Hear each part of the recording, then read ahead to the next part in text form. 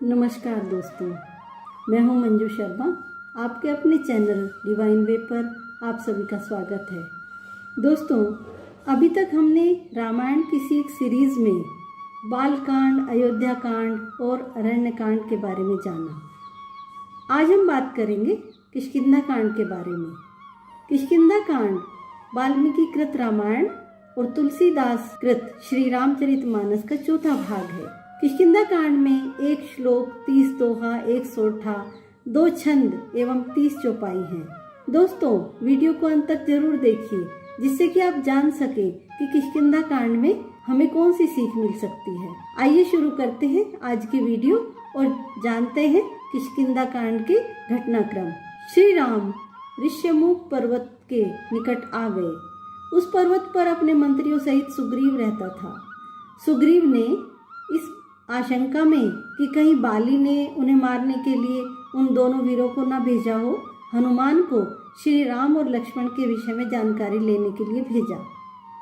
यह जानने के बाद कि उन्हें बाली ने नहीं भेजा है, हनुमान ने श्री राम और सुग्रीव में मित्रता करवा दी। सुग्रीव ने श्री राम को सांत्वना दी कि जानकी जी मिल जाएंगी और उन्हें खोजने में वह सहायता देंगे। साथ ही अपने भाई बाली के द्वारा अपने ऊपर किए गए अत्याचार के विषय में बताया। श्री राम ने बाली का वध करके सुग्रीव को किष्किंधा का राज्य तथा बाली के पुत्र अंगद को युवराज का पद दे दिया। राज्य प्राप्ति के बाद सुग्रीव विलास में लिप्त हो गए और वर्षा ऋतु तथा शरद ऋतु बीत गए। राम की नाराजगी पर सुग्रीव ने वानरों को सीता की खोज के लिए भेजा। सीता की खोज में गए वानरों को एक गुफा में एक तपस्विनी के दर्शन हुए। तपस्विनी ने खोज दल को योग शक्ति से समुद्र तट पर पहुंचा दिया, जहां पर उनकी भेंट संपाति से हुई। संपाति जटायु के भाई थे। संपाति ने वानरों को बताया कि रावण ने सीता को लंका की अशोक वाटिका में रखा है। जामवंत ने हनुमान को समुद्र लांघने के लिए कहा, किंतु हनुमान जी इतनी दूर कैसे जाएंगे?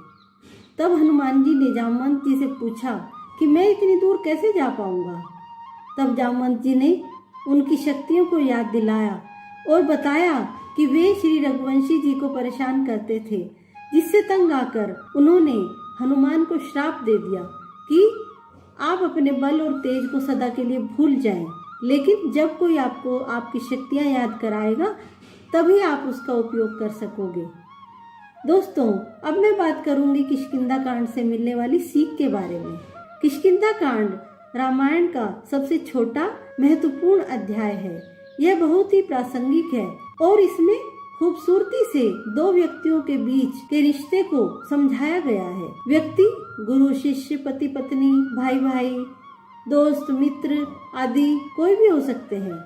किष्किंधा कांड में 9 संवाद हैं। राम हनुमान, राम सुग्रीव, बाली तारा, राम बाली, राम लक्ष्मण, वानर भालू, संपाति वानर, जामवंत हनुमान और तुलसीदास जी और उनका मन।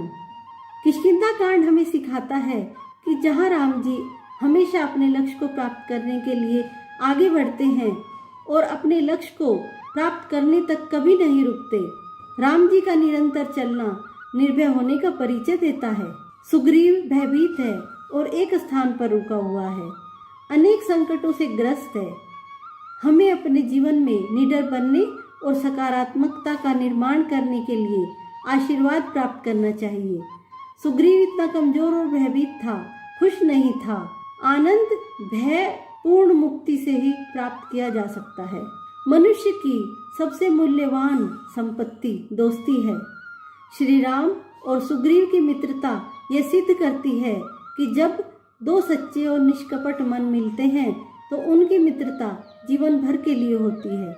दोस्ती में ही कोई अपने दुखों को भूलकर अपने दोस्त के दुख दूर करने के लिए आगे आता है। बाली और तारा की चर्चा से हमें सीख मिलती है कि जीवन में शांति और सद्भाव बनाए रखने के लिए पति पत्नी को किसी दूसरे से नहीं बल्कि एक दूसरे से बात करनी चाहिए। एक दूसरे से बात करने से पारिवारिक जीवन की अनेक समस्याएं बहुत आसानी से सुलझाई जा सकती हैं। उम्मीद करती हूँ वीडियो आपको पसंद आई होगी, इसलिए एक लाइक और एक कमेंट तो बनता ही है और साथ ही साथ आपके अपने चैनल डिवाइन वे को सब्सक्राइब करना ना भूलें। धन्यवाद।